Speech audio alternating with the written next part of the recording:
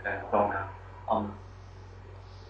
Okay, boxing fans, it's time for Carl Froch versus George Goes 2, the discussion video.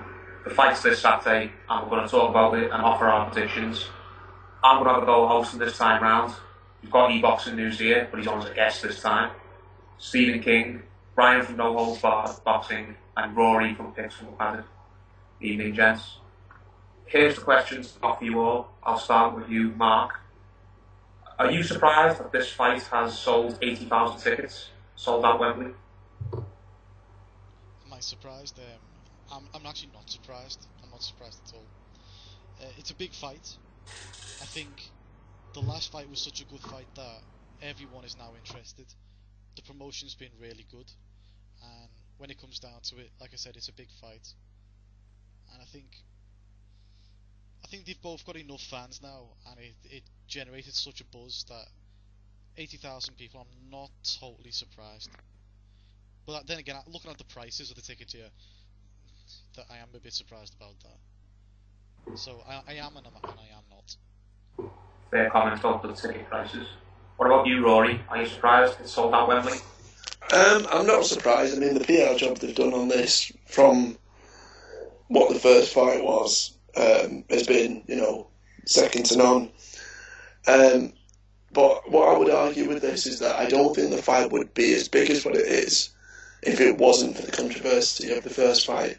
If, for argument's sake, they said, right, well, Froch versus Groves, it's not going to sell 80,000 tickets. I kind of wish that, I think, in order to get as big an occasion as what we're going to have here, I think there'd be more deserving fights out there. But, saying that to domestic level fighters, if it's worthy because it has sold it, and that's kind of the proof's in the pudding, as they say. I suppose. What about you, Kingy?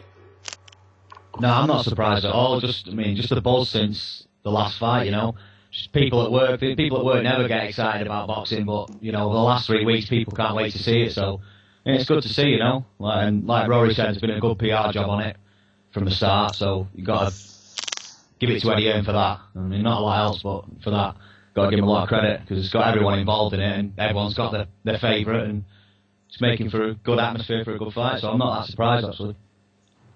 How about you, Ryan?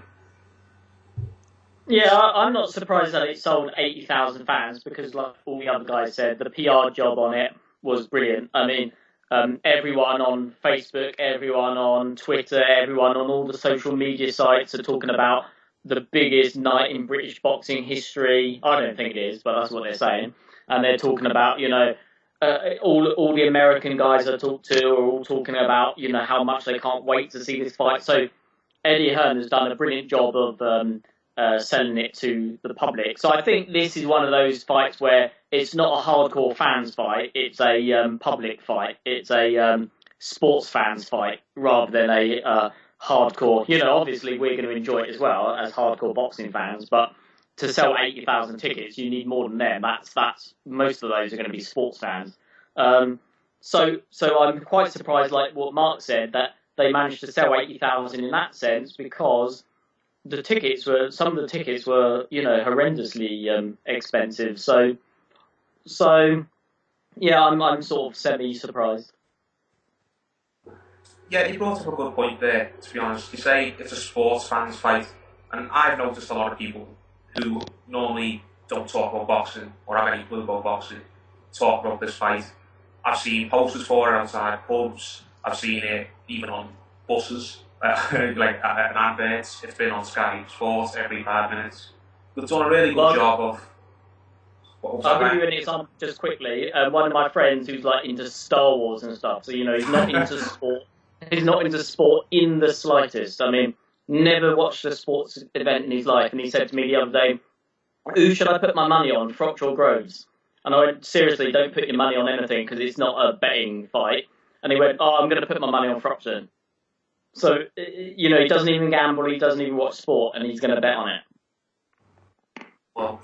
Well, fair enough. Matchroom and Sky have done a great job of hyping this up and getting the public interested and making people believe that it genuinely is the biggest British fight of all time. and they've got to watch history in the making.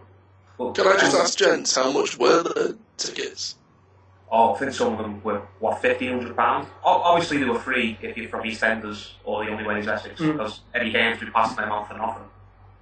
But if you're part of paying public, I think some of them were, what was it, upwards of £1,000? Yeah, £1,500 for the ringside tickets.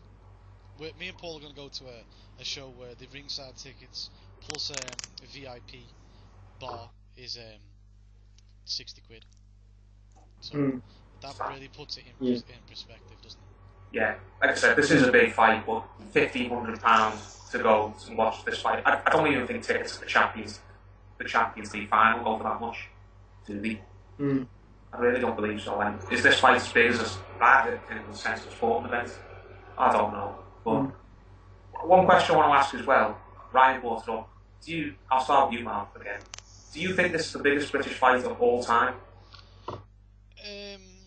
There's literally no way of speaking about that. There's been bigger fights, as in unifications, in terms of titles, etc. But I don't think there's ever been a fight where, or especially post World War II, I think, where so many people are going to attend this fight in person.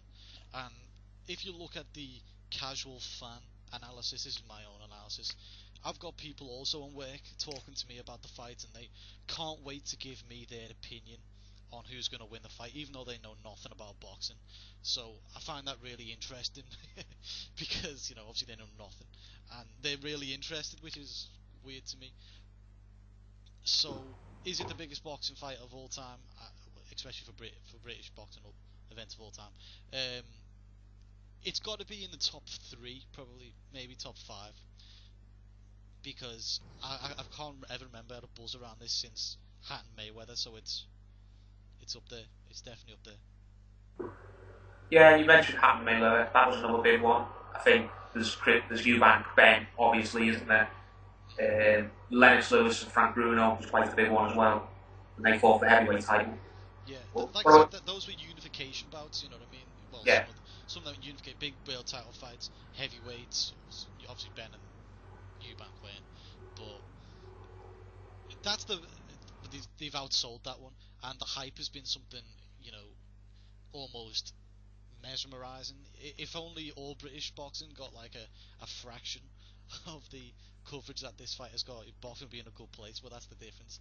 It doesn't. You can't literally turn on TV nowadays and not see Froch and Groves. If you a few months ago, if you put on the TV and you try to see any boxing on Sky Sports News, you wouldn't see it. So, it shows a big divide really in the PR. Do you agree it's the biggest fight in Britain of all time, Rory? Yeah, it's going to be up there, like Mark said. I'd say easily top 3. Not necessarily on the merit of the actual fight itself.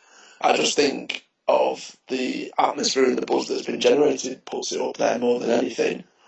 Like Mark's touched upon, I think Sky Sports has been running sort of back-to-back, sort of 7-hour long sort of showcases of each of the fighters' previous fights. They've had an hour-long show about the tactics, an hour-long show of like sort of a face-off, the gloves are off between the two of them.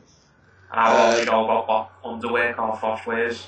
Pretty much, no stone has been unturned.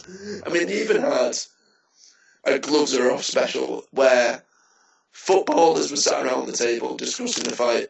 Footballers who've never laced up the gloves in their life, just talking about the fight. Hour as well. Exactly, yeah. And I think it depends how you want to judge it. If you were to judge it on the quality of the fight, I would say that it shouldn't be up there. There's certainly been bigger names that have fought each other. If you judge it on the amount of buzz that the fight has generated, then yeah, I'd probably say it was number 1. Okay, fair enough. Kingy, do you believe it's the biggest British fight of all time? Or do you believe there's something else that was bigger?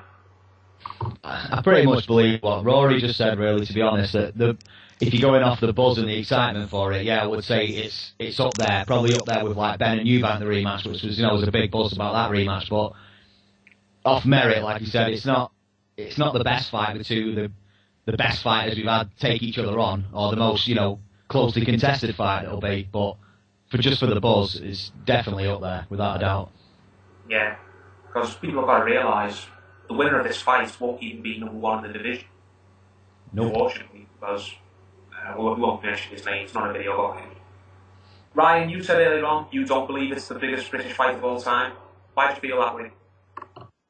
Well, I mean, like, look at something like I was reading the other day. Jock McAvoy, the light heavyweight, he won the world light heavyweight title against Len Harvey, who famously fought in every single weight class of his era. So, although I don't know much about how they were seen at the time, they're very famous names, and I presume that they were really highly respected. And I was reading that when Jock McAvoy won the title, the vacant title in their fight, 90,000 fans were there at, I can't remember what stadium it was now. I think it was at a stadium which no longer exists. So, Wembley? I don't think it was the old Wembley, but it was somewhere in London. It might have been, I don't know. But when he won, but I read that apparently there were 90,000 fans there, so there are actually more. I think that's what they mean when they talk about post-war records. They always say post-war, don't they? And I think it's because post-war there's been, Stadia doesn't seem to hold quite as many people, and there's more health and safety regulations and all that. And also when Ted Kid Lewis fought Georges Carpentier in the 20s, I think? Yeah, for the world heavyweight title. That was Ted Kid Lewis was a bantamweight. I mean, he'd moved up all the way from bantamweight, and he was fighting a guy at heavyweight. Carpentier fought in every division as well, though, mate. But the winner of that was going for the world title, so if he'd have won that, he'd have had a shot at Dempsey. But exactly. He famously got low blowed, I think, didn't he? But, yeah, he got beaten in the first round. Yeah. And I think wasn't he? He put his gloves down or something. Yeah, that was it. Sorry, he put his hands down. Sorry, Paul. Yeah. Yeah, and he got knocked out. And then there was probably Joe Calzaghe Lacey, which I don't think was quite as built up as much as this one. There was Lennox Lewis Bruno, John Conte fought a few people who were quite big. Henry Cooper Ali, but I don't know if that counts because it's got an American, same as Joe Calzaghe Lacey.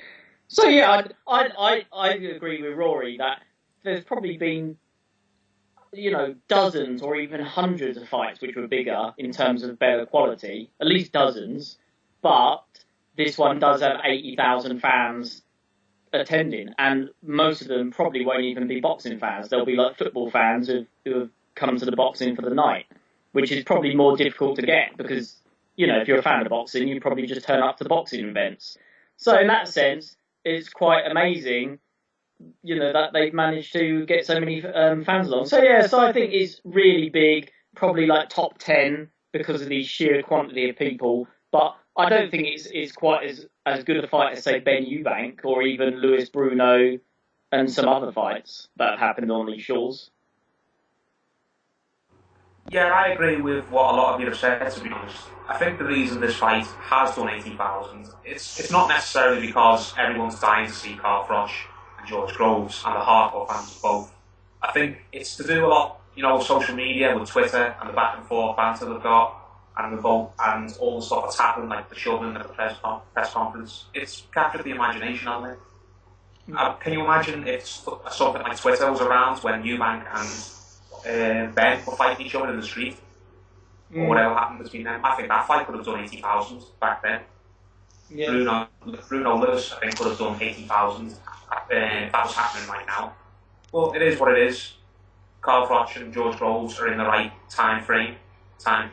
I think also one other thing to remember is don't forget that at the time when Lewis and Bruno fought, there'd been a lot of incidents in the ring in Great Britain which had changed the safety. The boxing in the early 90s in Great Britain was really on a sort of keeping its head down. It was trying to keep its head down, keep away from the media. Everyone was calling for it to be banned after the Watson incident, the McLennan fight in 95. So when Lewis Bruno fought in that 93 era, just thinking philosophically here, I imagine that they probably were keeping their heads down because the British Medical Association were calling for a ban on boxing.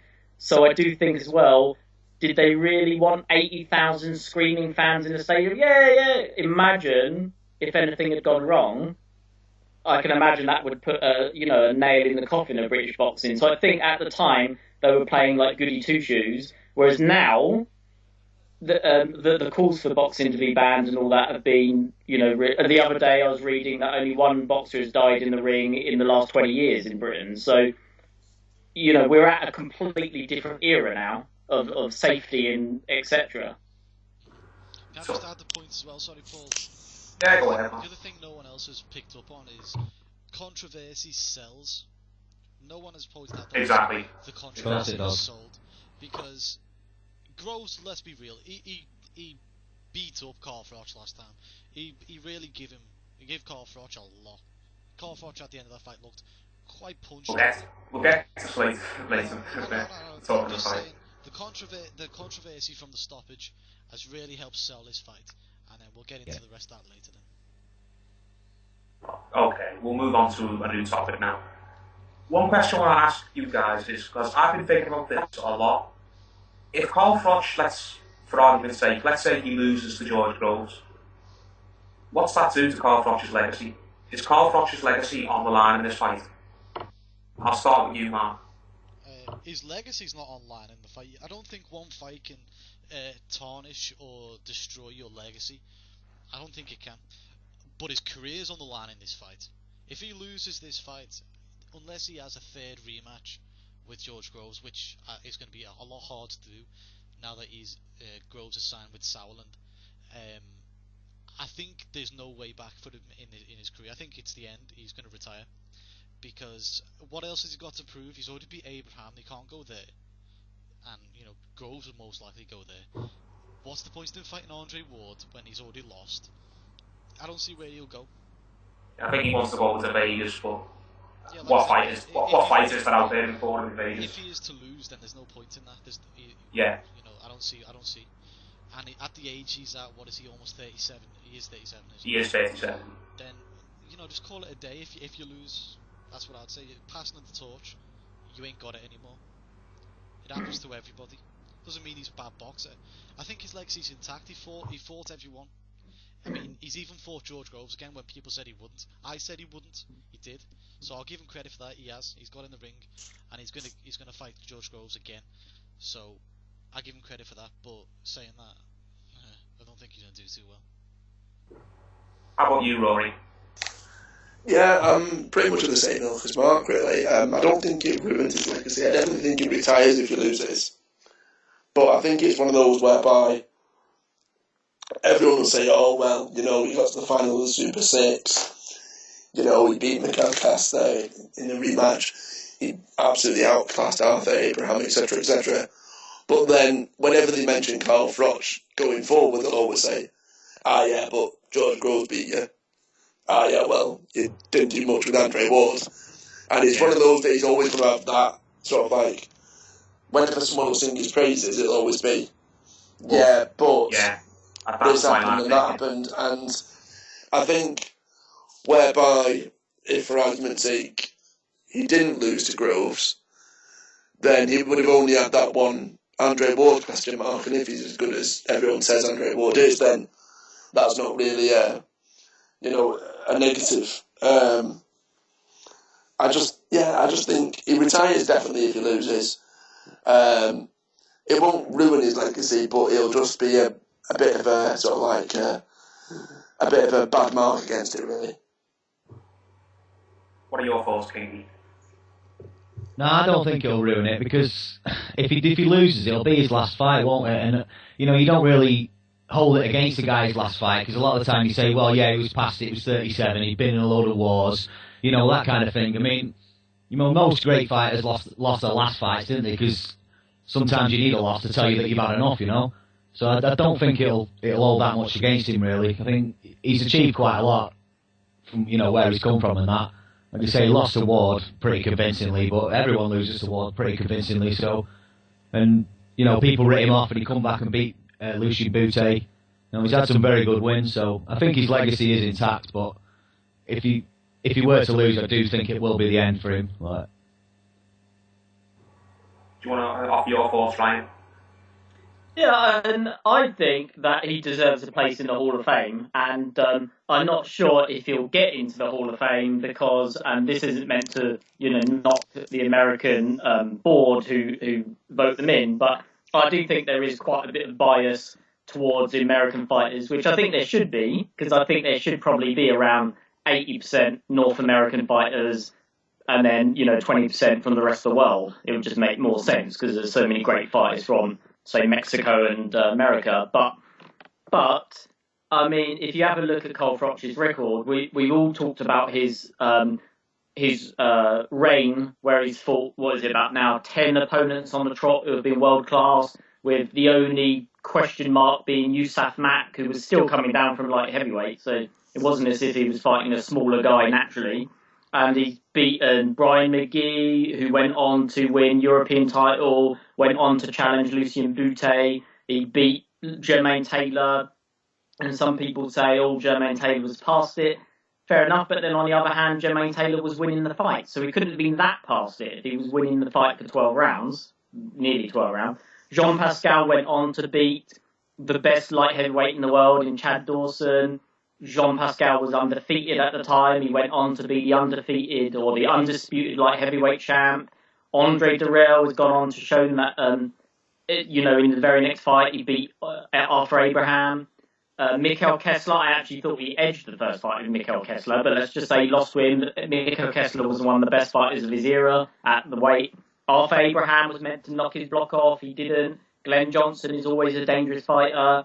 Andre Ward is pound for pound probably the best in the world. Lucien Boutte was meant to win. I thought he would win as well, to be honest. Mikhail Kessler, again, he'd only lost twice. And then George Groves, he stopped late on. And, there might have been controversial circumstances, but there's every bit of an argument to be made that he would have stopped him anyway. There's both sides of the coin. So I think that's a Hall of Fame record myself, because if you're losing to one guy, Andre Ward, who is the best fighter of the era, then it's a bit harsh to say to that guy, oh well, you beat everyone except the best. And then the Hall of Fame has done the same to Nazim Hamed, Nigel Benn, Chris Eubank, and that's what I'm talking about with British fighters. So I think a lot of them deserve to be in. I think that the only way that Froch's record might suffer is that he won't get into the Hall of Fame. But I don't think that his legacy will suffer from those who know about boxing. Those who know about boxing will say he was a great fighter. Might not be the most skillful, but he was, a warrior. But I think he might not get into the Hall of Fame. Yeah, some really fair points there. I mostly agree with that and with what Rory said. I think no matter what happens, he is going to be remembered as a great fighter. His legacy won't be ruined or tarnished if he loses. I think it will just be a case of, when people talk about Carl Froch, they'll say, Carl Froch was a great fighter, but he lost to these people. And you see with Ricky Hatton, a lot, it's harsh, but they say, oh yeah, Ricky Hatton was great, yeah, but he lost to Floyd Mayweather and Manny Pacquiao.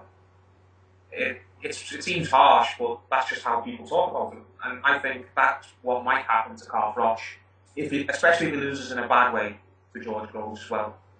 Say he gets knocked out early or something. People will say, oh yeah, Carl Froch had this great career where he won a lot of top fights, beat a lot of top opponents, but he lost pretty bad to Andre Ward, who was the best in the world. And yeah, he kind of got knocked off. He got knocked off the perch at the end. And we know Froch is a proud guy. He's got a big ego. I really don't think he'd want that to go into retirement with that monkey on his back. So yeah, it seems harsh.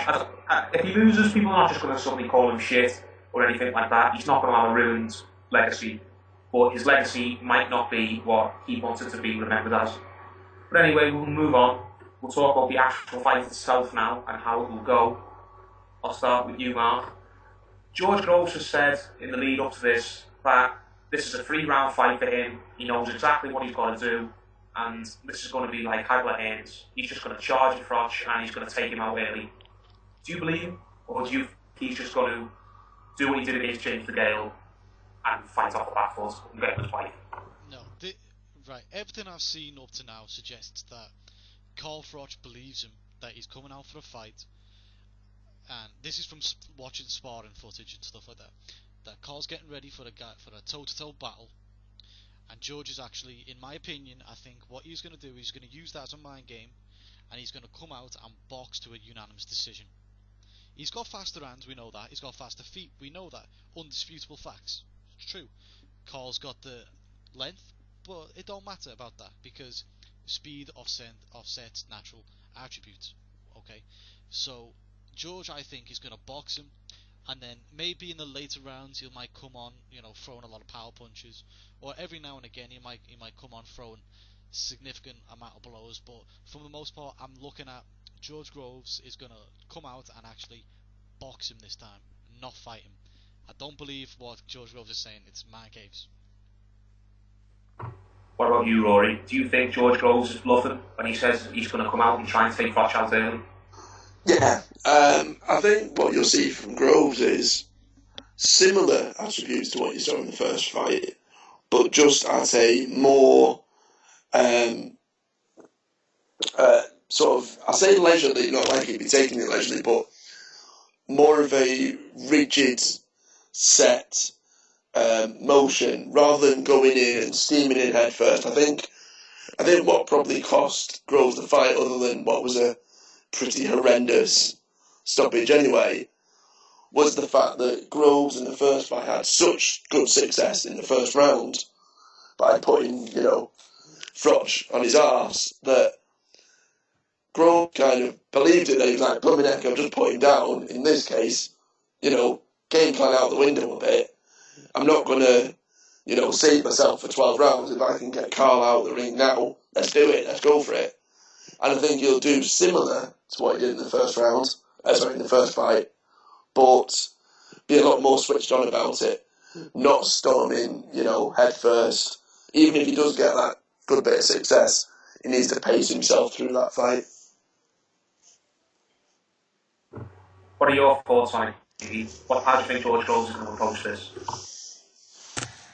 Yeah, I agree with Rory. I think he's going to take his time a lot more this time. And he's going to use his jab a lot more on the back foot, because he's got a lot quicker hands, he's got a lot better jab than Carl Froch. I mean, in my opinion, Carl Froch has only got the chin over him and maybe stamina. But apart from that, I think Groves has got every other attribute on him. So I think he needs to take his time, get some rounds in the bank, because Froch is always a slow starter. And then when Froch tries to go through the gears, then Groves needs to go through the gears himself to nip him in the bud and keep on top of him. Maybe hurt him then, wear him down a bit first, and then look for the, points decision, which I think he's going to get. What are your thoughts, Ryan? I think, I agree with, I think it was Mark who said that George Groves is going to box smart. Or everything that he said about knocking him out and all that, I think it's just mind games. De Gale and Groves did the exact same thing, and we were waiting for like a fight of the year contender, and it happened. And it happened to just be nothing more than a chess match in the end. And I think that's what this one's going to be. I think the fight of the year contender was the first fight. I don't think we're going to see anything like that this one. We might see like a couple of good rounds, but it's not going to be a brawl fest, because if it is, it's going to favour Cole Froch. And I think Groves probably knows that. And I think he's going to try to stay away. Yeah, he floored him in the first round in the last fight, but as the fight progressed, it was becoming Froch's fight. So I think that George Groves is going to fight a smart fight from the beginning. It's going to look like the De Gale fight.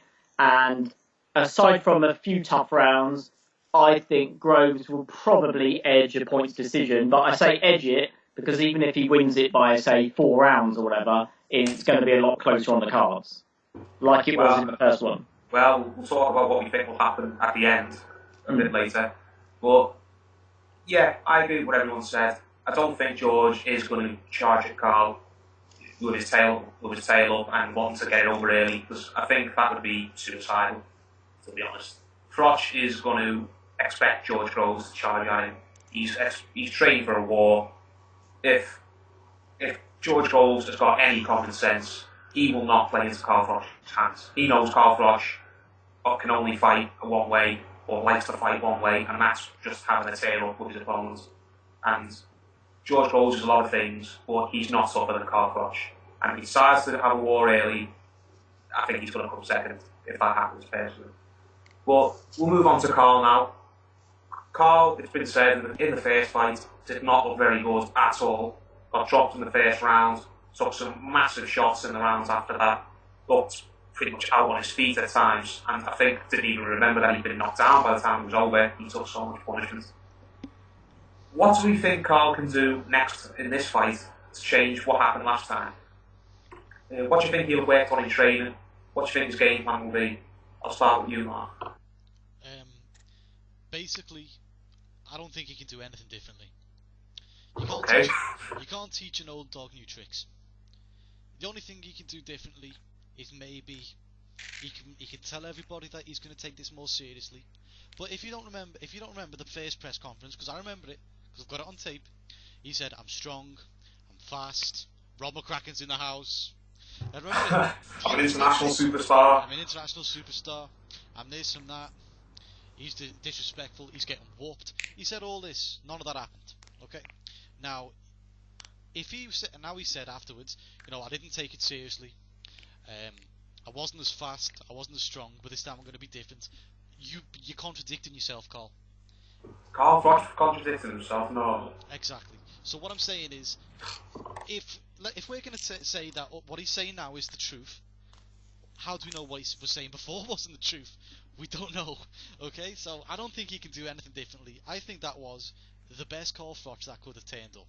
Maybe he didn't know what was going to happen in terms of Groves' tactics, but everyone's got to deal with that in boxing because you don't have a spy in there, or they don't tell you. In fact, actually, George Groves told him straight up what I'm going to do. Yeah, I remember that too. I'm going to come out, I'm going to hit you with 2 right hands. Remember? It only took one. Only took one. So, Carl Froch can't do anything differently. The only what he said he's going to do, he's going to come out faster. And the only thing I can see that happening is working into Groves is, if he's boxing on the back foot, he's going to open himself up to more right hands. And there's enough evidence circulating around the internet that Carl Froch cannot defend against a right hand over the top. So, like I said, I don't believe Carl Froch is going to win this fight. It's not going well for him. What about you, Rory? Do you think Carl Froch can make adjustments, or is he too old to set his ways? Yeah, I hate to say it because I do rate Carl Froch as a fighter, but I think he's a bit of a one-dimensional fighter. He's got, a couple of tricks up his sleeve, but he's got the way that he fights. He's fought like that throughout his career, and I don't think now at the age of 37 he has the time or even the desire to drastically change his tactics. I think the only thing he can change, and this is where I kind of differ from Mark, is I just think that everything that he was saying before the first fight, whereby George Grove didn't deserve to be in the ring with him, he didn't deserve the shot.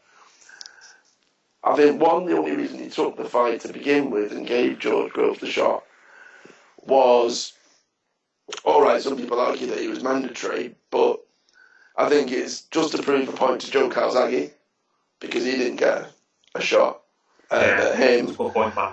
And I think he genuinely believed what he was saying, that George Grove hadn't fought anyone anywhere near Carl Froch's calibre, which is true, and therefore didn't deserve it. From that, he's then deduced, well, this lad, too young, too inexperienced, doesn't really deserve the shot. Alright, I'll do everything I do normally. As well, 2 years before.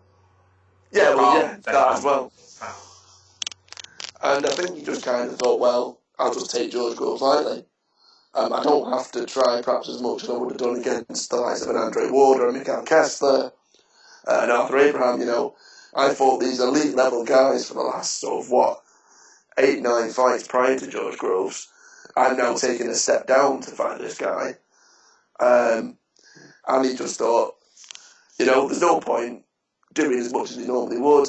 I'd probably just absolutely blast this guy out. And let's be honest, 9 times out of 10, that's what people all thought was going to happen. George Groves would survive a bit, but eventually he'd be taken out of the ring. That didn't happen, and I think, where I differ from Mark, I think George Groves had a better chance of winning the first fight, because Froch didn't really think he was much good. And I think this is what's going to probably be a positive for Froch, is that now he's had that horrendous experience where he thought, well, hang on, Groves is 10 times the better boxer than I gave him credit for. George just lost the elements of surprise. Exactly, and I think that's going to be a benefit for Carl in the sense that that's what he's going to change. He's going to seriously have to switch on, seriously understand that Groves clearly has the power to hurt him and rubbish his career to an extent. And I think that's what he's going to change, the way that he prepares for this fight. But in terms of any different tactics, no, not at all. Okay, Kingy, your turn. Will have switched on Carl Froch. Carl Froch has taken Groves 100% seriously this time, as he says. Is he going to be able to do anything to stop himself getting another beat? No, I can't see it. I just think, you're as good a boxer as you are, and I just think Groves just has his number. His hands are just too quick for him. He can't deal with it. His movement's too good for him as well. He's too intelligent for him. He's physically stronger than him in the ring. He hits harder. I can't see Carl Froch doing anything different, and I think that first fight's taken a lot out of him. I really do. I think, he took a pacing in that fight. I know he took a pacing in some other fights, like Jermaine Taylor gave him a bit of a pacing, and Ward gave him a pacing, and a few others, but I don't think any of them gave him the pacing like he did. He just put it on him, and I just can't see him being any different this time. I really can't. Do you think George will have cracked his chin? I don't know about cracked his chin, but... Well, that's the expression, isn't it? He'll have beat him so badly that his toughness and all whatever. It's definitely possible. Like I said, I'd be leaning more towards it going the distance, but I wouldn't rule out George Groves knocking him out. Definitely not. He is a big puncher. Before the first fight, everyone was saying, Carl Froch especially was saying, one punch when I land it on George, it's over. But no one was talking about Groves' power. And if you looked at the fights beforehand, it was there to be seen that Groves was the puncher. He was the one knocking guys out, where Froch really hasn't got the best knockout record. He knocked out Butte and a few others. He handed, but I can't think of the last time he just blasted someone out with one punch. Yeah, exactly. Definitely not one punch. Yeah. What about you, Ryan? Yeah, I think Mark was right when he said you can't teach an old dog new tricks. He is 36, nearly 37. And 37. Yeah, and you can't change once you've got that. He was never a skillful fighter in the first place. So I'm not quite sure why his nickname is the Cobra, to be honest, because Cobras snap at you at 100 miles an hour, snap at you. He doesn't have any of that. It should be more like, Cole the Sloth Froch or something. You are going in hard on Froch here, aren't you? Yeah, but he's not the fastest boxer in the world. So anyway, you can't teach an old dog new tricks. He's not going to have improved overnight.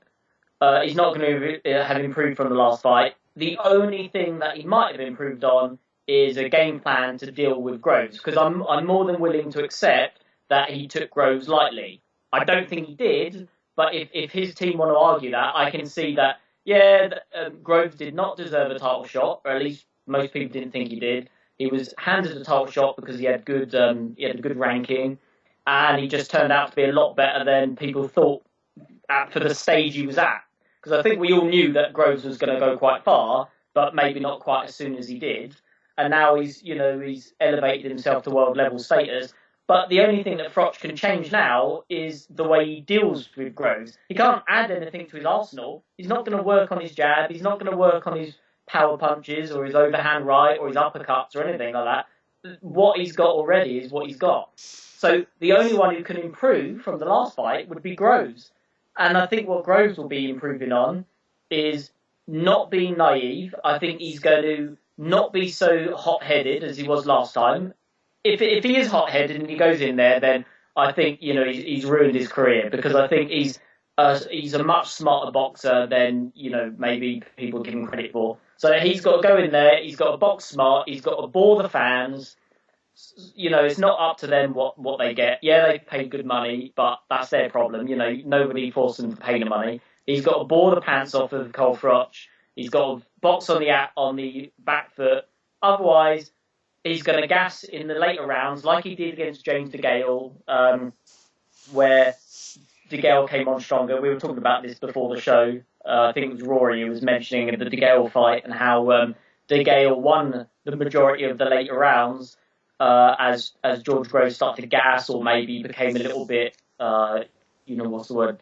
Just became a little bit shoddier as the fight went on. And if Groves isn't on form late on, Froch is going to be able to stop him because he's done it, plenty of times. So yeah, I think that George Groves has got to box smart, and Cole Froch can't do anything that he didn't do in the first time around. Yeah, I pretty much agree with that. I think Mark summed it up best. You can't teach an old dog new tricks. Carl Froch is the way he is. He's always been the way he is, and he fights pretty much the same in every fight. He's got toughness, he's got heart, he's got the will of a champion, but he doesn't have hand speed, he doesn't have foot speed, he doesn't have the ability to change tactics in the middle of a fight. His jab was shown in the last fight to be not as good as George's.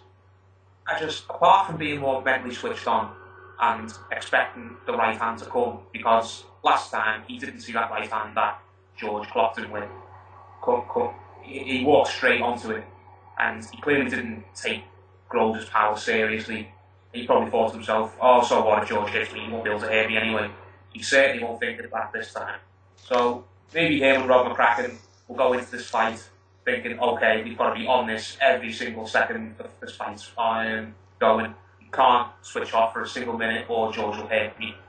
But in terms of having more success in the exchanges, I just don't see what he's going to be able to do, personally.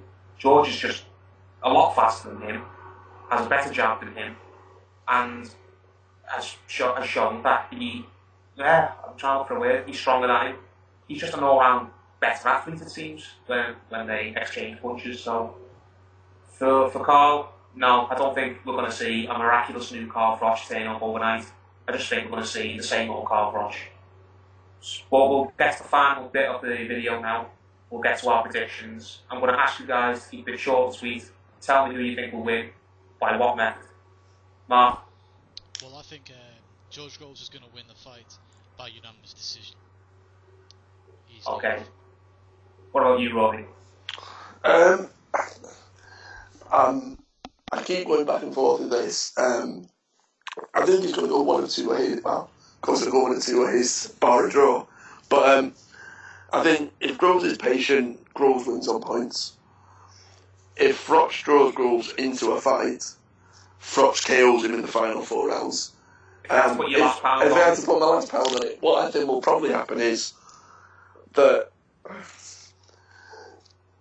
Groves will probably be patient to begin with. I think 80,000 fans will get annoyed at his tactics. He's 26, he's quite naive. I think if you've got 80,000 people on your back, that will draw him into a fight, and I think Froch KOs him late. Okay, you've got one for Groves, one for Carl. What about you, Kingy? Who are you picking? I'm going for Groves on a clear, unanimous decision, but I would not be surprised in the slightest if it ends up being a draw or Carl Froch gets given the decision, because Eddie Earth's been known to do this before.